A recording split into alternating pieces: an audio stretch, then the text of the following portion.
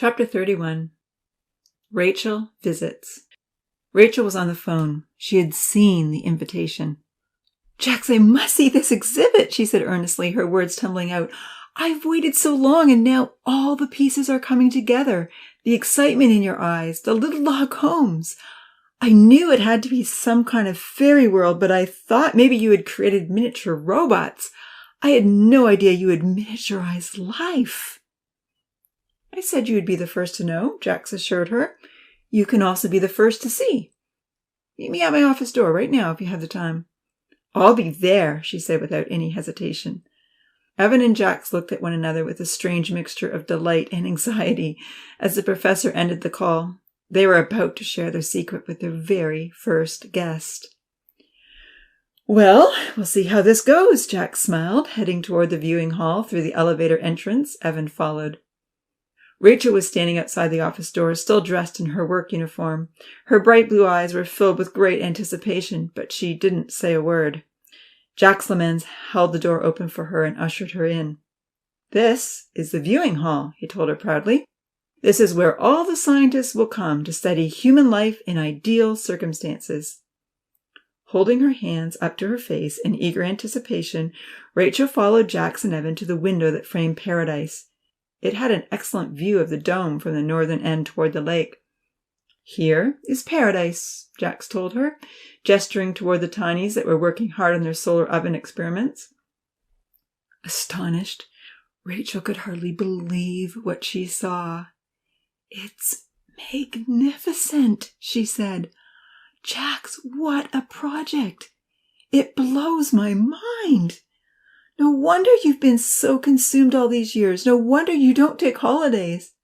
"No, I don't need to go anywhere. My little family is right here." Swallowing hard and rubbing her face with her hands, Rachael realized voices and laughter were coming over the speakers. "I hear them," she laughed. "This is unbelievable. So who is everyone?" she begged. "What are they doing? Are they happy?" "Of course they are happy," Jax replied. "How could they not be happy?" Yes, of course," she chided herself, still in disbelief that what she was seeing was actually real. "That's what all this is about, isn't it? Happy human life." "The tinies are making solar ovens right now," Evan replied. He pointed to the elder tiny who was helping Odin with his project. "Uncle Louis is the oldest," he began. "He's the teacher and the mentor and the parent." "He has all those roles?" Rachael questioned. "Well, we would have liked to have had an Aunt Loretta, and maybe a few more to assist him," Jax chuckled. "But our early process wasn't as successful as the second attempt." "Oh, I see," she said. "Louis is helping Odin," Evan continued. "He is our least happy tiny, easily frustrated and very quick to find fault and lay blame. But Odin has also been the first to defend against danger. He's courageous, I'll give him that." Looking in closely, Jax added, "Nancy was helping him, but I don't see her at the moment. She's super reliable, organizes the store, and oversees all the meals." Suddenly, Nancy ran out of the store and called out for Uncle Louis. "The oven isn't working," she wailed. "It won't turn on, Uncle Louis. How will I bake the bread for lunch?" "Oh dear, this is not good timing," Jax lamented. "I'll go check the fuses," Evan offered, running toward the supply room to take the elevator downstairs. "You fixed their problems right away?" Rachael inquired. "Of course," Jax replied. "My goal is to minimize suffering and give them the happiest lives possible." "But what about the joy that comes from human ingenuity?" Rachael prodded. With a frown, Jax looked over at her. "What do you mean?" "Well, feeling useful and discovering solutions to our own problems brings great joy, especially if we are successful," she elaborated. "The Jewish people are more resilient and creative because we have suffered so much. We expect difficulties. We rise to embrace challenges. Wouldn't it be better to leave the oven broken for a while and give them the opportunity to overcome and find their own solution? Think of how much satisfaction that will bring." "Ooh la la, I knew you should have been on our team from the beginning," Jax chuckled. "You have unique insights, Rachael." "Why wasn't I?" she asked, perturbed. "I've been on your team for everything that's gone on in the biosphere. I've always supported you." Jax swallowed hard and turned to look at her. Rachel's face had clouded over with disappointment. I would have loved to have been involved with this from the very beginning, she implored tragically. This is such an amazing project, Jax. I would give my heart to this. Breathing deeply, Jax gently explained, Rachael, I don't know how the world will react to this project. There may be a terrible backlash. It may be misunderstood, maligned, portrayed as an evil infringement on human rights, or even a criminal abuse of my scientific privileges. The disappointment faded. Jax added, Evan and I decided to shelter you from being an accomplice.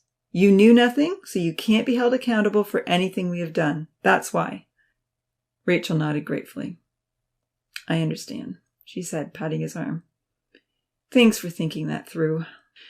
I suppose the ethics committee will have something to say about it all, she smiled, once they sort out what to do with the miniaturization project. With deep yearning, she looked back toward the Tinies. The dean is coming tomorrow, Jax relayed. I'm sure the ethics committee won't be far behind. I really, really hope it goes well, she stated sincerely. These are little human beings, she considered, as she heard them offer various suggestions for lunch. The board might be really upset, but they can't shut this down. A lanky, dark-haired young man was coming forward to Uncle Louis. We've finished our box oven, he said eagerly. We can bake a loaf of bread in it and share. Maybe if everyone gets their cookers working, we might not even need the big oven anymore. See the delight in his eyes, Rachael pointed out. That young man has a solution. He feels like he's saved the day. What greater joy is there than that? They watched as Nancy brought out a ball of dough and gave it to Zahir. He ran to place it in his oven. Evan came running back to the viewing hall with a miniature coil in his hand. The element has burned out, he told them. But we have a spare. I'll just run back down and fix it. Putting his hand up, Jack stopped him. Actually, the professor replied, Rachael had a good suggestion. Let's leave the oven unfixed for a week and give the Tinies the opportunity to solve the problem themselves. With surprise, Evan considered the idea. Well, it is good timing that they're all working on solar ovens at the moment. It will be even more incentive to finish the projects. Jax agreed. By the way, he informed Rachael, that young man with the good solution is Zahir. Zahir, Rachael smiled. What a lovely Arabic name. Farouk will be impressed. With a pleased expression, Jax hoped Rachel's husband would be just as supportive as his wife. A pretty girl with copper-brown hair ran over to Uncle Louis to share her idea. I can fry the rest of the bread today, she offered eagerly. The stovetop is still working. Between the solar cooker and the frying pan, we'll make enough bread for lunch. When Uncle Louis praised her idea, Amy proudly entered the store to do her part. No one would starve. She has spunk, Rachael smiled. That's Amy, Jax relayed. She and Zahir are also the best singers and songwriters. She spends her evenings caring for the squirrels, rabbits, and deer. Oh, I love her already, Rachael laughed. And they are singers? Jax nodded. I would love to hear their songs. I'll send you one, he promised. One by one, the two researchers told Rachael all the names of the Tinies. It was easy to point out the 4 who were huddled around Zahir's cooker, and the rest who were lined up at the store to get their fried bread. When all the Tinies had eaten lunch and raved about the new taste sensations, they departed to their various afternoon activities. Rachael realized it was time to feed the seals. As they made their way back to the office door, the animal doctor pleaded, Jax, I want to be involved with this project as much as I can. If there are any medical needs, Farouk and I will gladly assist. And I can't wait to bring Jordan. He will love this. Jordan was Rachel's 5-year-old son. We hope to open up to the public next month, the professor told her. Jordan can come as often as you like once everything's on display.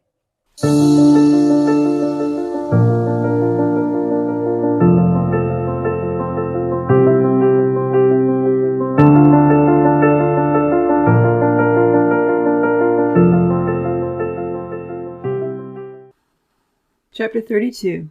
The Ethics Committee. Lima was wrestling Damien, and Santa was cheering them on. Vanitha and Georgia were chatting about new designs for pottery. Charlie was teaching Bojo how to roll over. Emma and Rusty were barking and chasing each other around the schoolhouse. Odin was running to the outhouse with furtive backward glances. Amy had finished helping Nancy and Milan clean up for breakfast, and it was time for school to begin. Peering through the viewing window on the other side were 3 stern members of the Greenville University Governing and Ethics Committee who had come along with Fred Hoffman. While the Tinies were enjoying another pleasant morning in paradise, the professor was answering a lot of hard questions from an intense group of astonished but livid fellow researchers. There was solid consensus that approval, if it had been sought, would never have been granted for such a radical research project. They were certain that Professor Lemann's decision to start miniaturizing humans and animals without first seeking and gaining permission from the Research Ethics Committee was likely criminal. No one could see any hope for Jacques Lemann's avoiding prosecution, let alone remaining a university faculty member. Even if he was the president of the biosphere and had donated half the funds to construct the mammoth greenhouse complex, he was deeply in trouble. While the accusations raged on in the viewing hall, those inside the dome laughed and chatted happily. The Tinies had no idea that the mastermind of paradise was standing alone, arguing fervently to maintain the management position of their existence and share his findings with the world. He was on his own because he had told Evan not to join him for this first encounter.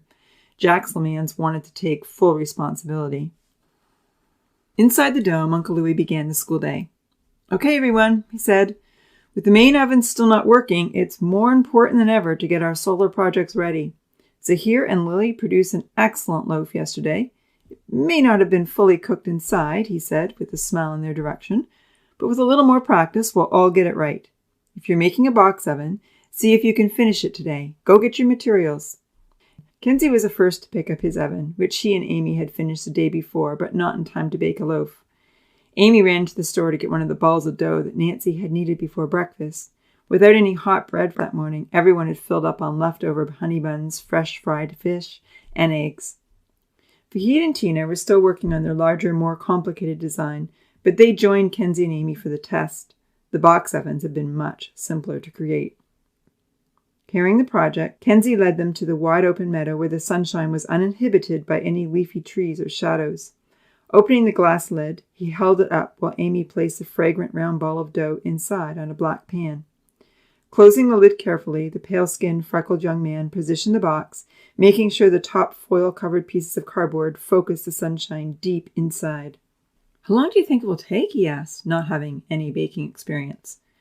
Amy shrugged. "We'll have to keep checking on it. Zahir and Lily waited a long time and it still wasn't done." "Then let's go help the others finish," Kenzie said. "Okay, I'll be the bread checker," Amy offered. With a cheery hello, they walked past Zahir and Lily, who were putting in their second ball of dough, and Georgie and Ponce, who had given up on the parabolic cooker and were now measuring for a box oven. France and Charlie were positioning the reflective sides on their oven to increase the heat on the loaf Dia had inserted. Santa and Lima were practicing a new dance move for the show they planned to put on, and they hadn't finished cutting out the cardboard pieces. Bringing over a few sheets of foil from the store deck, Amy heard a loud argument break out among Odin's group as the stocky, unreasonable Tiny refused to follow the printed instructions. Damien looked up in her direction and shrugged his shoulders helplessly. Nancy rolled her eyes. "You are the worst of the whooshes!" Odin yelled, tossing his knife in frustration. It hit the glass beside them, shattering the surface. Nancy cried out in dismay. "Stop using that word, you rollin' tumbler," Damien retorted, "especially when you don't even know what it means." "You broke our lid," Nancy yelled, reaching out to pick up a shard of glass and cutting her finger. "Ouch!" Uncle Louis heard the glass shatter and called out, "Careful, that will be sharp," but he was too late. Kenzie saw a pail on the store deck and ran to get it so they could collect the broken pieces. For a few minutes, Kenzie and Amy helped pick up the sharp fragments, while Tina found the first aid kit and bandaged Nancy's finger. Once the accident had been cleaned up, they heard Georgia disagreeing with Ponce over the length of the cardboard. Franz was arguing with Dia. "I'll chuck the bread," Amy said. Kenzie came with her. "Some people work great together," he observed, looking around, "and others do not. And then there are some people who seem to work well with everyone." "Like who?" Amy asked. "Well, like Zahir," Kenzie told her with a nod in his friend's direction. "He's nice to almost everybody." "Yes, he is," Amy agreed slowly.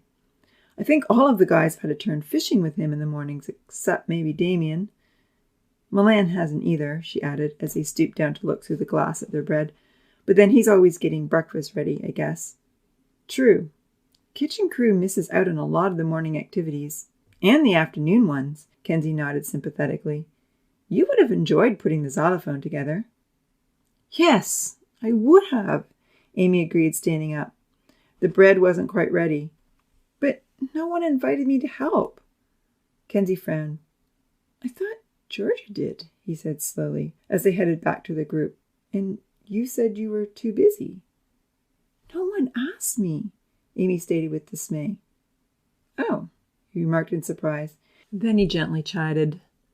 Well, you could have invited yourself.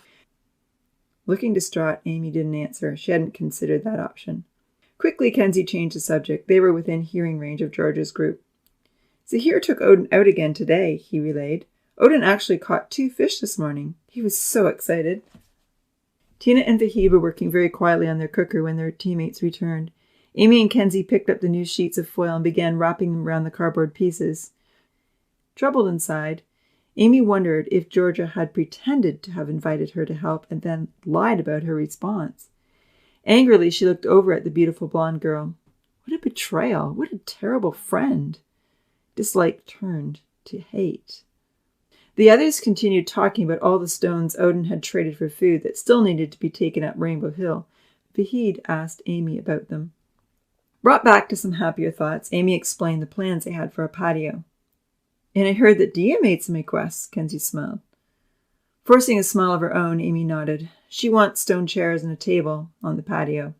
She's made Odin and Ponzi 2 sets of clothes to trade. Returning every so often to check on the bread, Amy gradually dismissed the dark misgivings she had toward Georgia. After all, it was true that she was busy helping with dinner while the others worked on the xylophone. As much as she would have loved to have helped, it would have meant letting Nancy and Milan down. She knew how much they needed her, and she liked to be needed.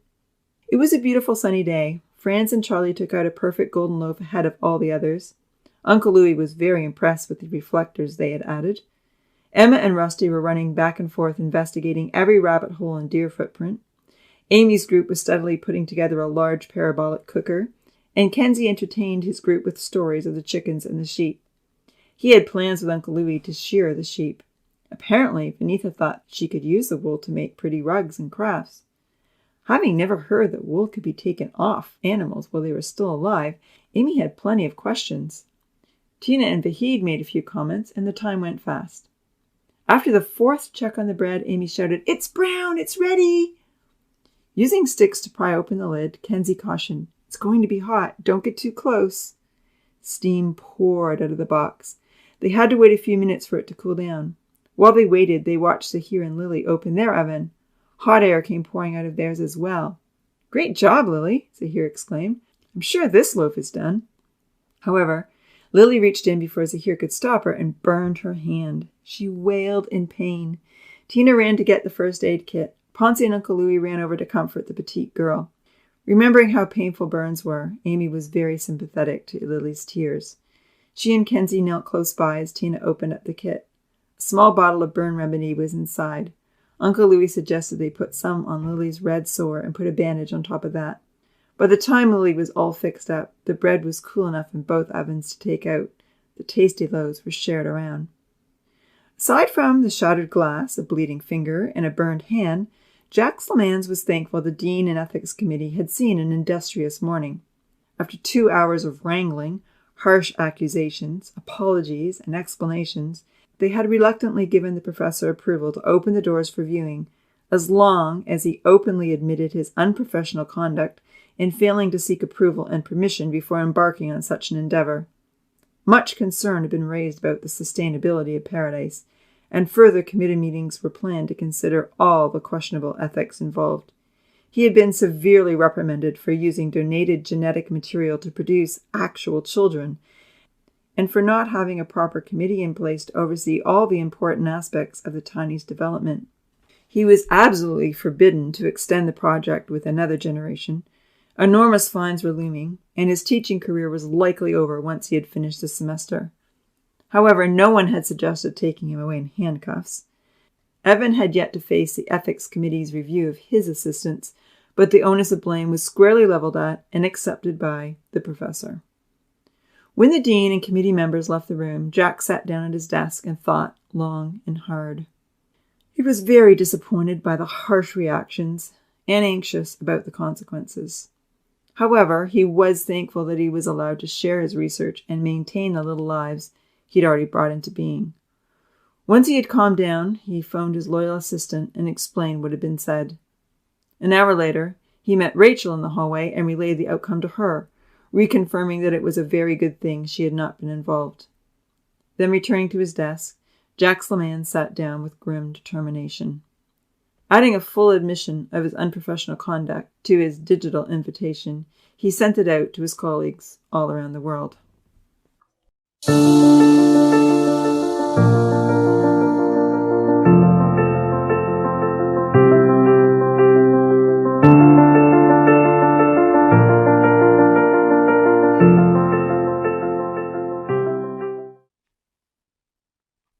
Chapter 33. Constraint Triangles.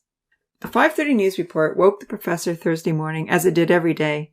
A horrendous shooting had taken place at a kindergarten in Israel.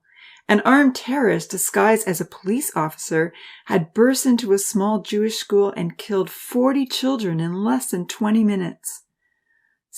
Allures! All those precious, innocent lives, the professor exclaimed, sitting bolt upright in bed. This is shocking.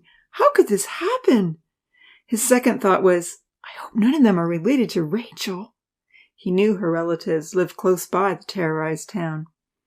He sent off a message to the Khalids just to be sure. Then he felt a wave of relief that Paradise was safe from such aggressive hatred and persecution. There were still 2.5 weeks before exams, perhaps the last set of exams the professor would ever hold.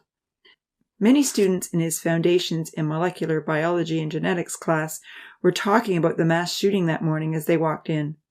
How could God let this happen? One student bemoaned. Those poor innocent children, they didn't do anything wrong. Why are you blaming God? Seth asked. Well, if I was God, another student interjected, I would have stopped that man. Did God make the gun? Seth asked. Another student answered, You're always defending God and blaming people, but you say God made us. God gave us intelligence and physical abilities, Seth argued, but we choose whether to use our gifts to help others or to harm them. Why did he give anyone the desire to hurt someone else? God did not create us this way, Seth reminded him. We have fallen from our very good state. Kylie spoke up. Seth, if your God has all the power in the world, he should be able to stop the really bad things from happening. Would you want to be restricted by God to only do good? Seth asked her. Would you want him to intervene all day long, barring you from eating junk food or watching things that you shouldn't, and only allow you to read the Bible in your free time? Do you appreciate it when your parents intervene? But if he is so intelligent and really wants us to be good, another student piped up, then he should have given us a good-only free will. If he let us become bad, he can hardly blame us from doing wrong. Seth smiled at the concept, but he disagreed with the conclusion. He had spent hours working on an article which he hoped to give to the professor. If you have free will to do good, then you also have the free will to do bad, he explained. Once again, he reminded the others that Adam and Eve had chosen to partake of the tree of good and evil, unleashing the struggle all people have faced ever since. He also tried to explain free will, keeping an eye on the professor, who seemed deeply distracted by his phone. At some point, Seth knew the classroom conversation would be shut down. God decided to allow us to make our own choices, he told the others. It's not because he can't control us, but because he wants us to decide who we want to be. However, God will hold us accountable for our actions. One day he will intervene and judge whether we've done good or bad. If we've chosen to do good now and ask forgiveness for our failures, then he will take away all our desire to do wrong. Kylie was frowning. Don't you see? Seth tried to explain. The good-only option has been in God's mind from the beginning, but it's our reward for overcoming and making right choices now. He wants to know who really loves him. This is a great way to test us. Up at the front, messaging with Rachael on his phone, the professor was rather distracted from the class discussion. The animal doctor had replied to say that she was grieved for all the innocent children and their families and thankful that none of them were close relatives, but she did know several who were involved. She had then listed out some of the sad situations that were being relayed to her. Distressed, Jax had attempted to reply with some comforting words. Eventually, he noticed the time on his phone and asked everyone to take a seat. "This is your world," he reminded his class, having only heard snippets of their conversation. "You need to fix the problems you see. Don't sit around waiting for some god to make the world a safe, fair place to live. It won't happen. Science is the only way to knowledge and truth." Seth frowned. The professor had just made an untestable assumption. There was no way to prove that science is the only way to knowledge and truth. Yet, feeling that he had stirred things up enough for one day, Seth kept quiet. As Professor Lemans launched into another lesson on DNA transcription, everyone settled down to take extensive notes. With exams fast approaching, every detail was important. Once the lesson was over and the students began streaming out of the room, Seth waited till he was the only one left. Pulling his article out of his bag, he hesitantly approached the professor, who was now standing by the door as the students filed out. "I have something I'd like to show you," he began. With annoyance, the professor looked over. The tall, red-headed student stood in front of him, holding out some stapled pages. Seth was not his favorite student, regardless of the diligent effort he put into his studies. Feeling pressed for time and weighed down by disappointment and grief, Jax was barely polite. "What is it?" he snapped. With a deep breath, Seth pointed to his stapled report.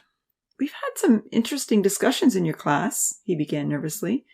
"There is never much time to explain my reasons for choosing to believe in God, so I've compiled some of the most important—" Disdainfully, the professor asked, "You want me to read this?" "Please, sir," Seth begged, with a beseeching look in his green eyes. "I put it together for your benefit. Even though this goes against your worldview, I think it's worth your consideration." "Why?" "Because if God exists, then there is an opportunity to live forever in a perfect world without suffering. I know this is what you want, sir. I'd hate for you to miss out." "And if he doesn't exist?" "Then you're not missing out on anything you don't already have." The professor raised an eyebrow. Quoting Mark Twain, he said, "Faith is believing what you know ain't so." "No," Seth disagreed. "Faith is not an excuse to avoid thinking or evaluating evidence. You have faith in Evan because he has proved himself trustworthy. What I'm giving you is the evidence for why I have faith in a trustworthy creator." "Some supernatural claims, I suppose?" "Only in the sense that nothing in nature could have created our universe. A mind was required, outside of nature, to bring our world into being. That's what makes our creation supernatural." The professor didn't answer. In a pleading tone, Seth reasoned, "Considering this evidence might waste 15 minutes of your day, but it also might add something priceless to your life." "All right," the professor grumbled, too busy to argue. He held out his hand to take the papers. "Just one more minute, please, sir," Seth begged. "I'd like to explain something that helps me understand the unfairness you think you see in our world." The professor groaned. "If you insist, but only a minute." Seth pointed to the triangle on the cover of his stapled article. At the top vertex of the triangle was the word cost. On the left vertex was the word quality. On the bottom right was the word time. "Just imagine for a second that you are a producer of the best microscopes in the world," Seth began. Rolling his eyes, the professor could hardly believe he was subjecting himself to this discussion. Undaunted, Seth continued. "As a producer, you can only pick 2 of these constraints at a time. If a customer emailed you with an order for the highest quality microscope but wanted them delivered by next week, you might tell him that a high-quality microscope takes your company 3 weeks to assemble for $4,000.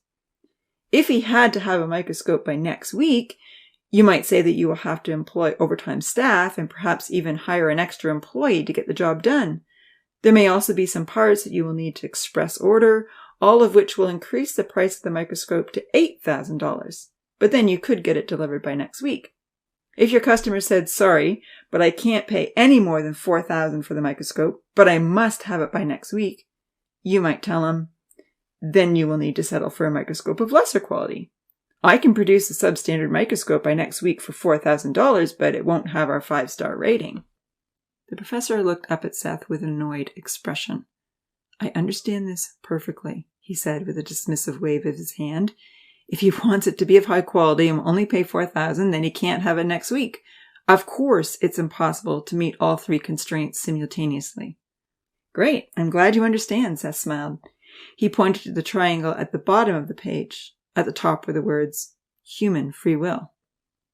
On the left-hand side was printed, loving community, and on the right was, life for everyone. Here again, Seth said, pointing to the triangle, only 2 constraints are possible at any one time. Of course, God wants everyone to live. He has said this in the Bible. And of course, he wants us all to love one another. He has said this clearly as well. His son Jesus commanded us to love one another. God also wants us to have free will, the ability to make our own decisions. He doesn't want us to be robots that mindlessly follow commands. God wants us to choose to follow him. But in giving us free will, not all humans will choose to love and obey good rules. Some are hateful and selfish and only care about themselves. Those people destroy loving communities. So if God wants to give us free will and have a loving community, then some must be excluded. Professor Lemans pondered the matter. Why can't God arrange loving communities to include everyone? Well, Seth answered, covering over the word free will on the triangle, in order to have a loving world where everyone gets to live, God would have to remove free will. He looked up at the professor with a smile. If God made us as loving, obedient robots, everyone could live and we would have a loving community. Moving his hand off the page, Seth continued, but if God wants to give us free will and allow everyone to live, then unfortunately the world is not going to be a completely loving and happy place. This is the world we live in today. Covering over the words, loving community, Seth said, do you see what I mean? The professor nodded slowly, considering the information, especially in relation to his dome full of tinies. He extrapolated further. So you're saying that in order to have a loving world and give everyone free will, we would have to remove the option for everyone to live in it. In other words, those that go against a loving community would have to be removed in some way.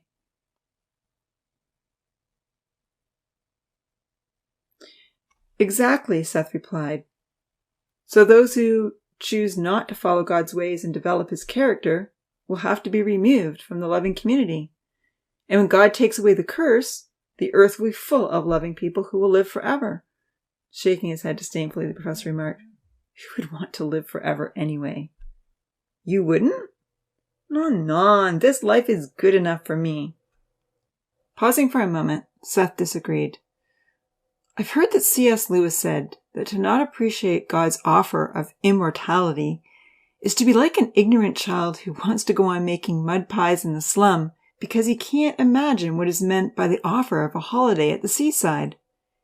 You've enjoyed the blessings of intelligence, creativity, and your 5 senses in this life, sir. You know how wonderful it is to be in God's image. But you and I have no concept of what it will be like to share God's nature. The professor replied a little kindlier, taking the stapled pages. You've given me something to consider, and I do appreciate your effort to bring this to my attention. I will consider your reasons to believe in God, but right now I have some very important things to do. I understand, Seth nodded respectfully. Thanks for your time. As Seth walked out of the room, the professor closed the door and hurried down the hall. In the back of his mind, he mulled over the idea of the constraint triangle. He had considered this dilemma vaguely more than once, but now he saw it clearly. What if all the tinies in paradise were like Odin and Pontsi? He pondered. Would I want to continue this experiment? Would I find any joy in observing them or showing them off to others? He had to admit to himself that he wouldn't. In fact, he had occasionally trifled with the idea that paradise might be better off if he removed the grumblers and complainers. But I wouldn't kill them, he assured himself. I'd simply put them in the nursery. That thought soothed his troubled conscience. He could still feel he was doing a better job than any God figure.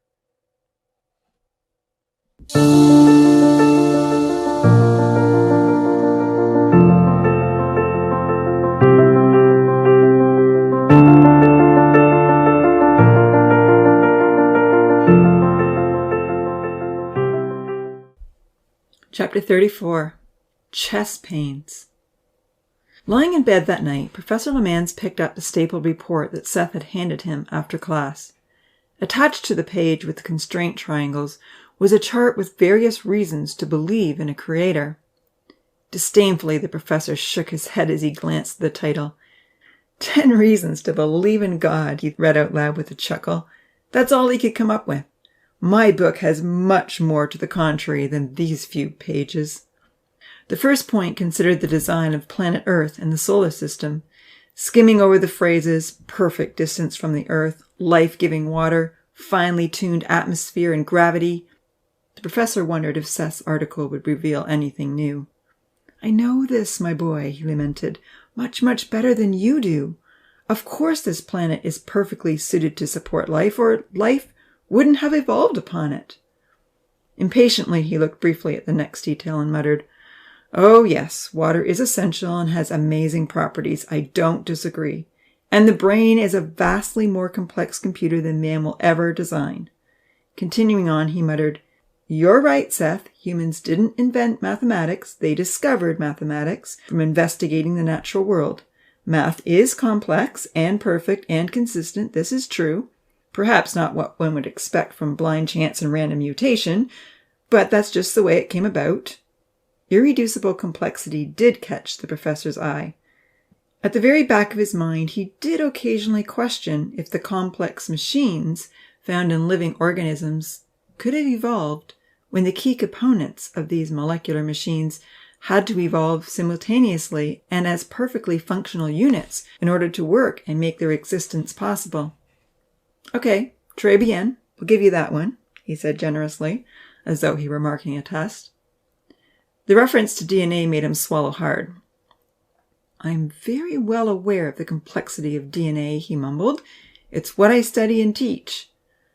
Nevertheless, the reference to the 4-dimensional genome caused some consternation. Professor Lemans picked up his smartphone and Googled the words 4-dimensional genome. An article popped up by a well-known scientist who was leading the way in genetic research. The professor read his name with a frown and a dismissive wave of his hand. He had heard of this scientist, but he had never been interested in following his work. He's a creationist, he sighed. How can he teach me anything? Yet the professor listened to the first video clip online, which led him to read a few extensive articles. He shivered. Never before had he heard such strong evidence against evolution. Rather shaken, he skimmed through pre-programmed instincts in living creatures. He had to admit it was hard to argue against the magnetic GPS systems in migratory creatures. Googling magnetic GPS migration, he clicked on the first article. Many of these creatures never have the opportunity to learn the migratory routes from their parents, he read, skimming through the paragraphs. Monarch butterflies only migrate in the 4th generation. Turtles hatch without their parents anywhere close by and immediately head to the water and swim to very specific places. The same places generation after generation. Salmon spawn in the same riverbeds where they were hatched and then die, leaving their young to swim back to the ocean on their own and then repeat the process. How can this be? Professor Lemans admitted to himself that it was hard to accept that such an accurate and complex mutation had occurred in so many different animals, insects, birds, and reptiles. After all, they were creatures that hadn't evolved one from another. All their GPS systems work perfectly from birth, he muttered to himself.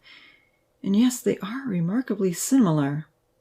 He shook his head, unable to explain how each unique creature passed accurate GPS abilities onto its offspring without being there to guide them.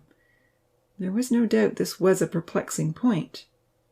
But, given millions of years of evolution, anything is possible, he assured himself. Reading quickly over the complexity of the Bible and the enormous impact of Jesus Christ, Professor Lemans felt distressed. He hadn't realized the Bible shared the same complex fingerprint of master design that all creation demonstrated, and he was perturbed with the strong evidence that Jesus Christ had once lived on the earth. He could hardly argue against the fact that Jesus Christ was an historical figure. And he is a leader that lovingly served his followers, he murmured with astonishment, reading the words on Seth's article. Why, that's servant leadership. For a moment he proudly reflected on the admirable servant leadership that Louis had shown in paradise. Louis has been a wonderful leader, he thought to himself, because he serves the tinies in a loving fashion. He always internalized the many helpful articles I sent him online. Then his heart missed a beat. How did Jesus know anything about this concept 2,000 years ago? Surely Jesus didn't initiate this philosophy, did he? Googling origin of servant leadership, Jax was relieved that most articles attributed the philosophy to Robert Greenleaf, who'd credited a book he'd read called Journey to the East. Some articles referred to a Chinese philosopher named Laozi way back in the 5th century BC, and very few mentioned the Bible. However, when he typed in, "Is servant leadership based on the Bible?" he discovered that other experts readily affirmed that biblical teachings were the true source of servant leadership. The professor had another disconcerting thought. What if my first little man had been Odin? Or France? How would they have treated the other tinies? Would they have diligently followed servant leadership principles? Professor LeMans shuddered as he realized, ooh la la, this project would have turned into a complete nightmare. Turning off the light, Jax had plenty to ponder. It took me 4 years of intense research and design to build paradise, he reflected. And I only had to resolve one major issue in my environment, the right balance of oxygen in the atmosphere. I harnessed the sun that was already there. I hooked up pipes and a tap for the life-giving water that was freely available, and I made the most of everything else that was already in place. Yes, reproduction was difficult, as I had to discover how to miniaturize the tiny developing embryos and build special incubators in which they could form. That all took a great deal of research, money, and time. But the universal solvent properties of water, the 4-dimensional human genome, the ability of the cells to multiply and differentiate into organs, and the incredible human brain, I can't take credit for any of that. Paradise, he reflected anxiously, isn't really my creation. A cricket chirp interrupted his reflections. Picking up his phone, Professor LeMans checked his notifications. Had the incoming message been from anyone in his own world, he would have left it to answer in the morning. But the message was from Louis. Any notification from Louis was considered urgent. Can we have a chat? The text said. Certainly, the professor typed, turning his light back on. What's happening?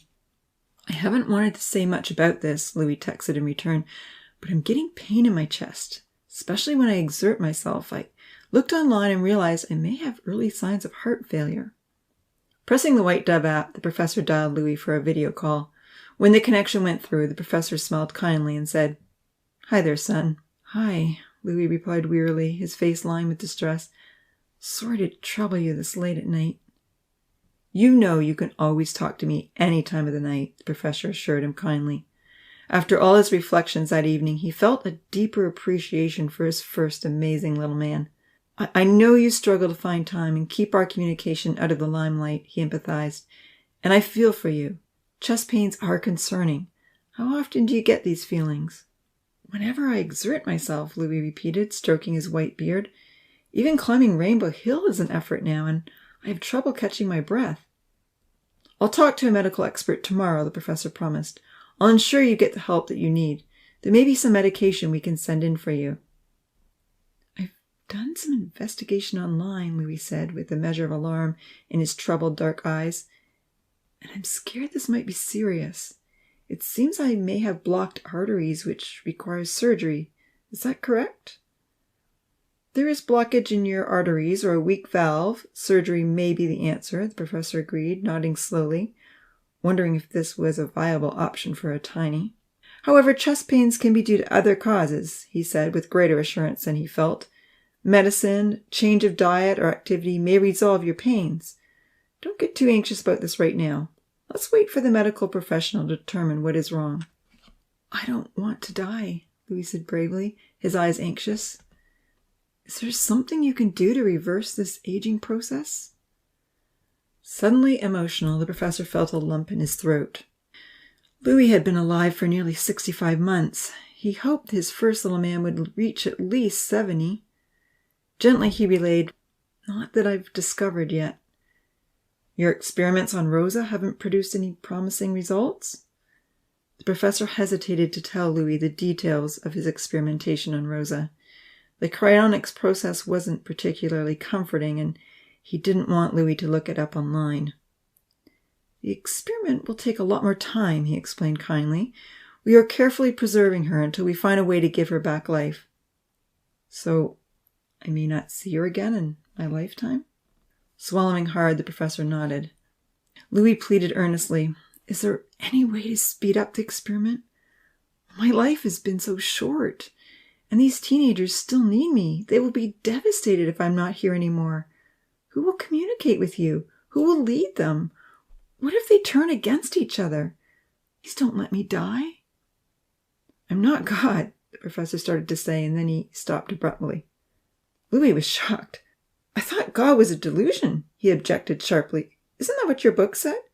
Why did you say that? Oh, la la, it's just a figure of speech, Louis, the professor replied with a nervous chuckle, shaking his head. I don't know why I said that. God is a delusion. But sometimes people say I'm not God, meaning that they can't do the impossible, because what some people say God does is actually impossible. Seeing the confused look on Louis's face, the professor decided to abandon his jumbled explanation. With sincere emotion, he assured his first tiny, Look, Louis, I love you with all of my heart. You've been the most faithful son I could ever ask for. I will get the best doctor I know to examine you and make a diagnosis. If there is anything that we can do to extend your life, I will spare no expense to do so. Louis nodded gratefully. Now listen to me, the professor encouraged. There is no reason to lie awake wondering how the tinies will cope without you. You've lived a good, healthy life. Don't expect the worst. I hope you will have many good months ahead of you. But for now, just to be on the safe side, I will send in a blood pressure monitor with instructions on how to use it. And get the young guys to do all the hard work from now on. Don't exert yourself. Teach everyone first aid responses and CPR. Explain a heart attack to them and how to save a life.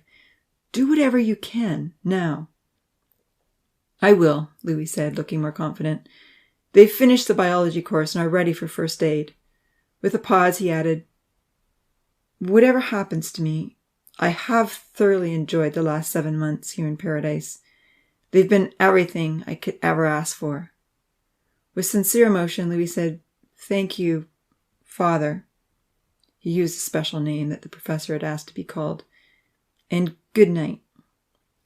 Good night. I love you, Louis, the professor said in great anguish. When the screen went black, he laid his phone down beside him. Tears welled up in his eyes. He hoped the chest pains were not a result of blocked arteries. Losing Louis would be as tragic as losing his first family. I will consult with Dr. Khalid first thing in the morning, he promised himself, thankful that Farouk's wife already knew about the project. Let's hope he has some medication that will work. Rachael's husband may be the best heart surgeon in Ontario, he fretted, but obviously he has never worked on someone so small as a tiny. However, this will be a good opportunity to invite both Khalids to meet the family. I hope they love them all as much as I do. Turning off the light, the professor reflected on Louis's life. He has lived 5 amazing years, he consoled himself. But then he grudgingly admitted, well, maybe the first 4 weren't so amazing when he lived all alone in the nursery, and probably the first few months he spent caring for 20 young tinies was tough. And things would have been even better if Loretta had survived. But Louis said himself that he thoroughly enjoyed the last 7 months. Deep in his heart, however, the professor began to question if he was fair to his own little family. He had given them a beautiful paradise for a short time with minimal suffering. But even the minimal suffering was questionable. He hadn't planned on Louis aging so fast, or Rose's accidental death, or the high heat day when the system shut down, or the life-threatening flood. He knew there were a few negative attitudes that impacted everyone, and Amy was struggling. But for the most part, it's been a success, he argued. Looking at the front cover of Seth's report, which still lay on his lap, he considered the Constraint Triangle again. God has promised an eternal loving community to those who choose to obey him, he mused. What is my little glimpse of paradise compared to forever? And what would it be like to share God's nature? To be immortal? To be rid of human nature? Is it possible that I'm the one who is unfair? No, Shimei, never, he answered himself. I haven't asked my son to die a torturous and humiliating death. I don't sit back and just watch while tragedies occur in paradise, and I certainly don't choose to bring them upon anyone. All the promises in that cursed book are false hopes that delude innocent people, and even if there is a God, I don't think I want anything to do with him. He's far too harsh and unfair. Yet that night the professor spent several hours staring sleeplessly at the ceiling. Never before had he considered such strong evidence against evolution. And now, after Louis's earnest appeal and the ethic committee's wrangling, he realized his experiment might potentially be more painful to the tiny humans involved than the 50 years he had lived. I wish there was a way to bring the tinies back to my world, he reflected. I wish I could undo what I have done. The sunflower and the butterflies gave me a foolish, fleeting hope that there might be a way for the DNA to revert to its natural state, but I'm quite certain there isn't. He pondered the facts. A successful change in DNA can only occur at the egg and sperm stage with the very first cell. Only a so-called miracle could change every single differentiated cell in a fully grown organism. With a measure of despair, he told himself firmly, that isn't feasible or possible outside of foolish supernatural fantasies. It's as impossible as a disfigured leper instantly restored to normalcy or a dead corpse brought back to life. If there's no rational scientific explanation for something, I won't believe it. I can't believe it, regardless of what I see. His own words came back to him. Those who stop at impossible won't make new discoveries. Shaking his head, he told himself such sentiments didn't apply in this situation.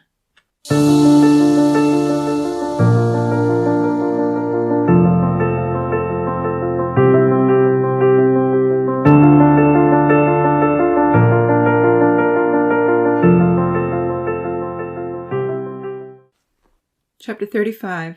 First Aid. Before heading to bed, Louis searched online for a tutorial course on first aid. He found one that looked helpful and skimmed over it. That's what I'll teach in the morning, he told himself. It was all techniques that he had previously studied, so it didn't take long to refresh his memory. Discouraged that Rosa might never be brought back to life, Louis typed in the name which the professor had inadvertently insinuated was stronger than himself. Before this, he had occasionally come across articles on God and his promises, but only skimmed through them dismissively, believing the professor was the absolute authority on everything. Having read Faith or Fact, An End to Delusion, which had been full of complex arguments he didn't fully understand, he had been convinced that God was a villainous and improbable character devised by a fear-mongering tribe in some ancient culture. However, from various quotations in the professor's own book, he knew that some in the big world felt God held the power of life. Is there any evidence? He pondered eagerly. Regardless of how capricious, genocidal, or megalomaniacal this God character is supposed to be, does he know more about sustaining life than the professor? Desperate for answers, Louis began skimming through numerous, extensive articles written both for and against the concept that God existed. He was very intrigued to discover that this God had also written a book. Downloading a Bible app onto the phone, Louis began the first chapter of God's book and read with ever-increasing astonishment.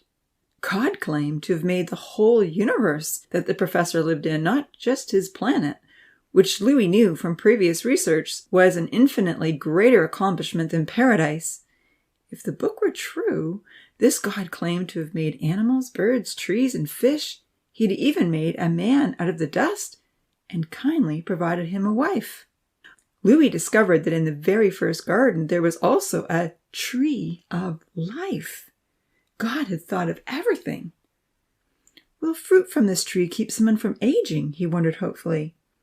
As he read on, he soon realized that the one who claimed to be the creator had expectations, and his creation had disregarded those expectations numerous times.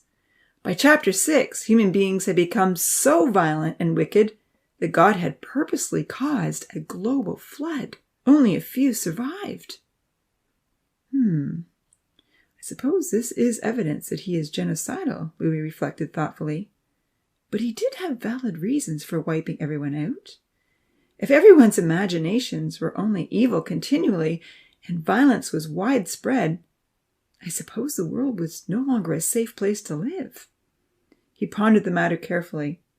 If this book is true, he surmised, it claims that life and death are in the hands of this powerful God, whether we like it or not. So does he know how to restore life to the cells? Louis's eyes were now open to a whole new, highly exciting proposition which he intended to pursue. He only stopped reading when he knew it was time for the next day to begin. A small package came on the train that morning with Louis's name on it. Opening it up, he found the blood pressure monitor. Once he had stored the instrument safely in the cave, he really began the school day with a first aid lesson.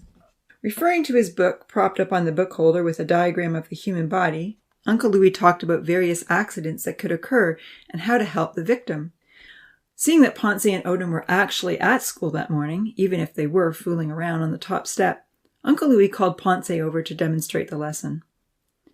Sometimes we can choke on something like a piece of hard food, he said, holding Ponce's shoulder with one of his hands, and it may become lodged in our windpipe. He pointed out the windpipe in the diagram. Then with Ponce's cooperation, he showed the tinies how to stand behind the choking victim and bend the person slightly forward. Hit them fairly hard in the back, just between the shoulder blades with your fist, he said, giving Ponce a gentle whack. Ponce overreacted in comical form, but Uncle Louis kept him from completely collapsing on the ground. Do that 5 times if someone is choking, he told the kids.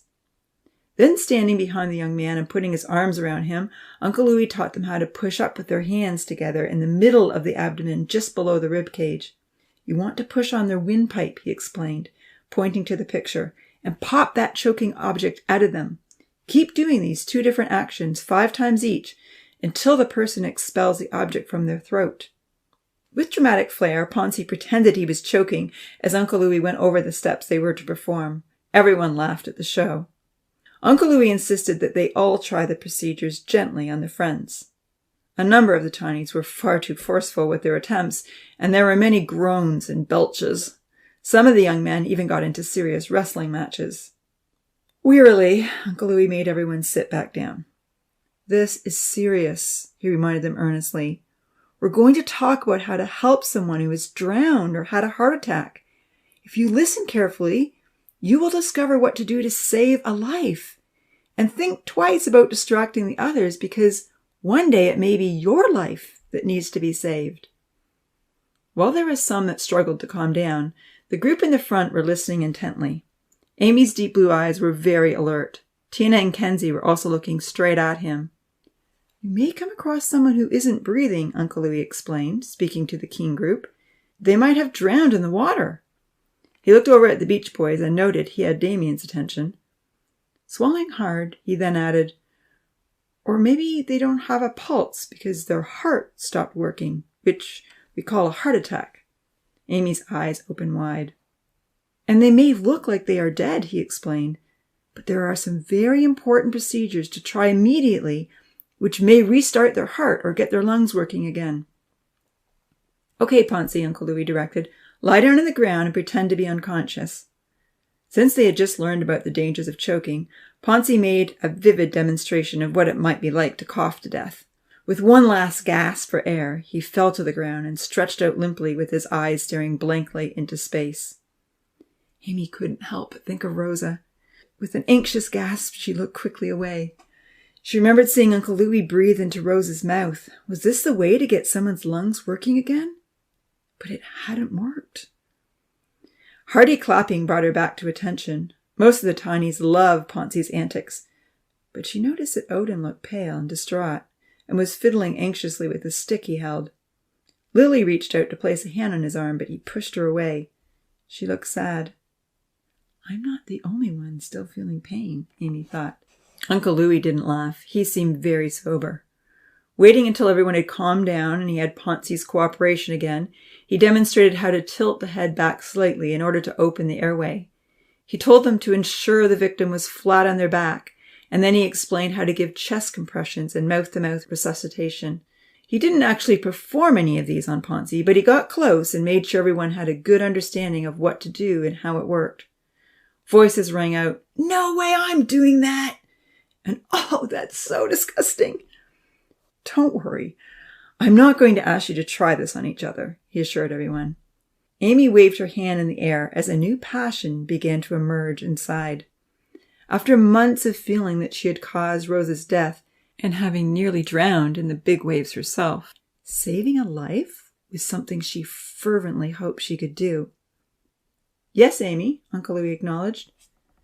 "Please, Uncle Louis," she begged. "Please can I come up and go through that with you? I want to make sure I know how to do it right." Smiling, he agreed. "Look out, Ponzi," Odin jeered. Ponzi covered his mouth awkwardly and opened his eyes wide in alarm. Many of the others laughed. Amy was slightly embarrassed, but she smiled kindly in Odin's direction. She sensed he was reliving some difficult memories, just as she was. "I'm not really going to do it," she laughed. "At least not the mouth-to-mouth part." While the jesting continued, Amy asked Uncle Louis to show her exactly how to hold her hands together to press on Ponzi's chest. She listened carefully when he pointed out exactly where she was to push. Tina and Yuyan came closer to watch as well. Zahir, Georgia, and Kenzie followed. "Your goal is to press on Ponzi's heart," Uncle Louis told them, "and make it pump the blood." He pointed to the diagram in the book and showed them where Ponzi's heart would likely be. Ponzi covered his chest. "No, not my heart," he begged, kicking his legs. Ignoring Ponzi's silly antics, Uncle Louis told the girls, "If Ponzi was not breathing, you would do 30 compressions quickly, then blow into his mouth, make sure his chest rises and falls, and blow one more time. Then 30 more compressions, then 2 more breaths." "When would I stop?" Amy asked. "When he comes back to life and starts breathing on his own," Uncle Louis told her kindly. "Or when you are too tired to do it anymore." "It doesn't always work?" she asked thoughtfully. Uncle Louis shook his head slowly. "But it's definitely always worth trying as long as you can. You could extend someone's life for a little bit longer." Then he mumbled, "And maybe give him more time to figure things out." "Pardon?" Amy asked, unsure of what he had said. But Uncle Louis just smiled and shook his head. Seeing that all those who had gathered around him were eager to understand the process, he went through it with them one more time. When the first aid lesson was over, lunch wasn't quite ready. With the big oven in the kitchen still broken down, the Tawnies were having fun baking their own bread outside. Every group that had a working box oven put in their ball of dough. Being quite familiar now with how long the baking took, Amy and Kenzie helped their partners with the parabolic cooker. It was quite complicated, and since Uncle Louis had other lessons to teach every day, no one had worked on the project for a while. They hadn't quite finished assembling all the pieces when the lunch bell jingled. Leaving their project on the schoolhouse deck, Amy and Kenzie divided up their loaf of fresh, hot bread with their group. Amy was just about to eat her portion when she noticed that Odin was pulling a very burnt loaf out of his cooker. Nancy and Damien had been over talking with Beneath's group, and they were horrified. "You said you were going to keep an eye on it," Nancy reprimanded. "That was your one job," Damien criticized. "Now we have nothing for lunch." Other groups offered to share with Nancy and Damien. Uncle Louis looked up with a smile. Kenzie and Amy glanced at each other. "I'll give Odin mine," Amy offered. "Then I'll share with you," Kenzie nodded. Odin just shrugged when Amy handed him her piece of the loaf. She spoke to him kindly. "That life-saving lesson we had today was hard on me. Was it also hard on you? I'm so sorry you lost Rosa." "I don't care about anybody," Odin growled.